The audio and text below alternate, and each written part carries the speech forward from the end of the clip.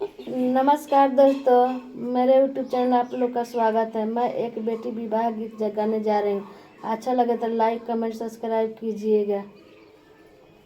बचपन से पोसी के सयान गनिए पापा जी, बचपन से पोसी के सयान गनिए पापा जी, जंगिया बैठा के दियवा दान गनिए पापा जी, जंगिया बैठा के दियवा दान गनिए पापा जी, दान गनिए पापा जी, वीरान गनिए पापा जी, दान गनिए पापा जी, वीरान गनिए पापा जी, जंगिया बैठा के दियवा दान गनिए पापा जी, जंगिया बैठा के दियवा दान गनिए पापा जी,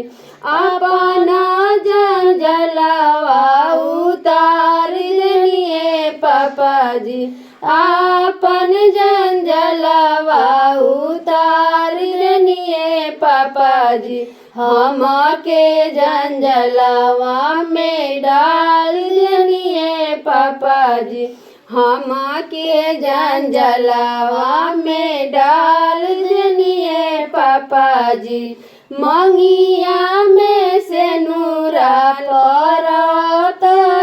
पापा जी, मंगिया में से नूरा करत पापा जी, होई गईनी दोसरा के भागे हो पापा जी, होई गईनी दोसरा के भागे हो पापा जी, रोई रोई पूछेली तो हसे पापा जी, रोई रोई पूछेली तो हसे पापा जी,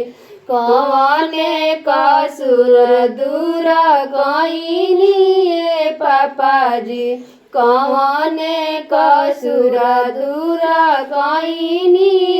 पापा जी, मम्मी के रहनी दुलारी हो पापा जी, मम्मी के रहनी दुलारी हो पापा जी, छूटी जाई है अंगना दुआरे हो पापा जी, छूटी जाई है अंगना दुआरे हो पापा जी, छूटी जाई है अंगना दुआरे हो पापा जी।